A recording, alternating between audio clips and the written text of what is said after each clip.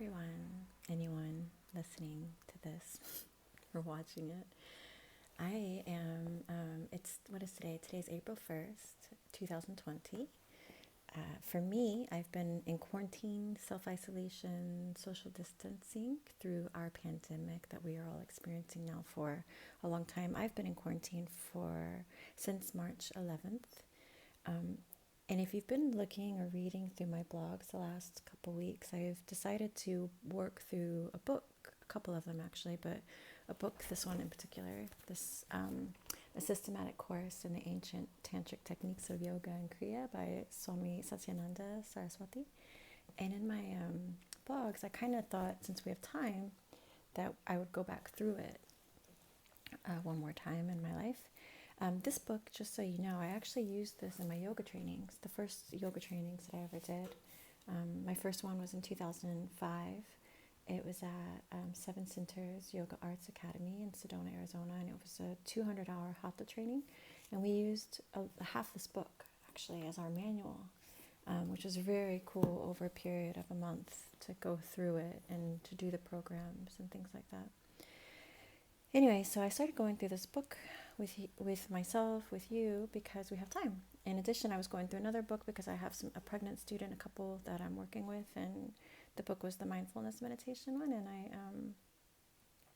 I'm not going to talk about that one right now. I'd rather talk about this one. So let's talk about this. I've been recording myself doing the lesson, the one that I've added pictures to in my blog and kind of talked about, just to kind of keep a record of myself doing them. My intention originally was to post it here, to show how it looks when it's done. And I may still do that. I'm not sure if you actually want to see me do it, but I thought if I record myself, it will make me,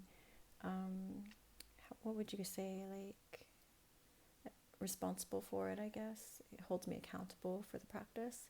So I don't know what day I started the blog. I've been doing it every day. And a couple of things have come up for me, questions that I suppose you would also have. And some of those questions that we're going to answer or discuss today are like, is it okay if I shorten the practice? Is it okay if I skip a particular pose because it's not really doing anything for me, or I've mastered it?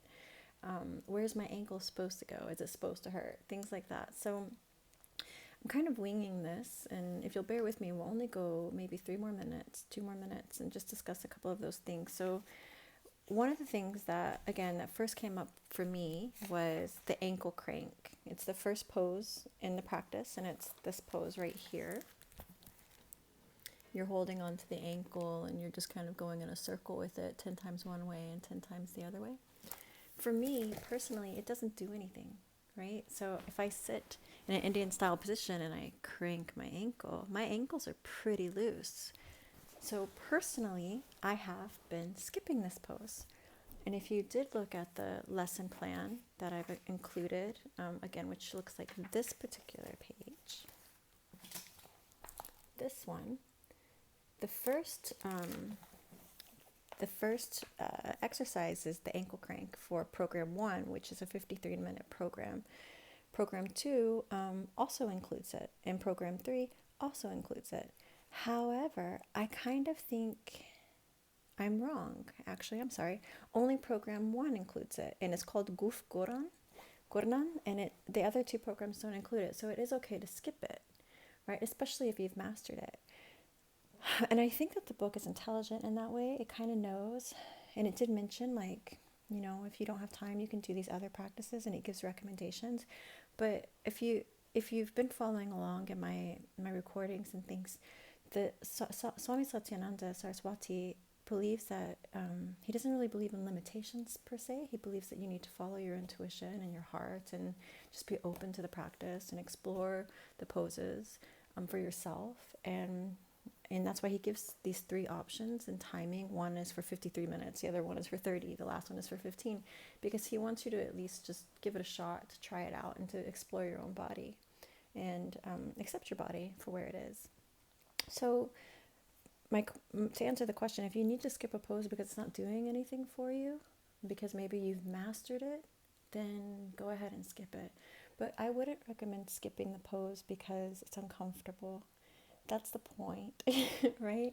So the point is to experience that uncomfortable feeling and just be at peace with it, to accept it, just like so that you can, that whole practice of accepting transfers over into real life, right? So maybe you're in a difficult or uncomfortable situation and your first instinct is to run away from it, but maybe if you the proper response, or proper response, I guess, or like the best response would be to just sit with it, bear it, work through it, breathe through it, process it, deal with it, overcome it.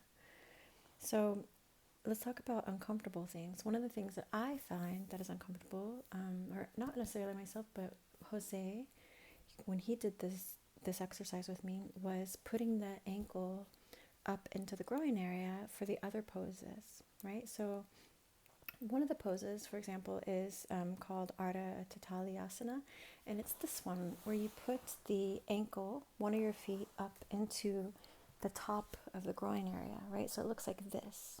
I don't know if you can see that. So it's up here, right? This is my other foot. It's up in here, right? Almost like lotus pose. And then you bounce the knee or you go in a circle, because those are the recommendations. And he felt like his ankle was a little bit uncomfortable. So I recommended that you support it in any way that feels comfortable, with your hand or putting a pillow under there, maybe doing ankle crank, things like that.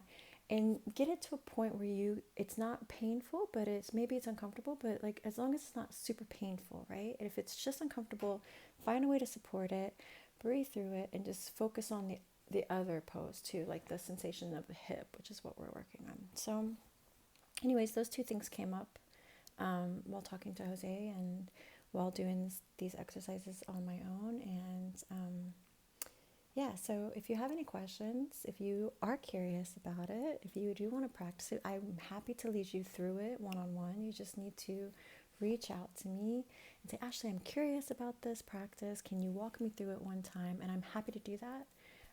So please just ask. And anyway, so I'm going to post this. And I think that since I have mastered this exercise program already by now, I'm able to sit in lotus pose now for a while.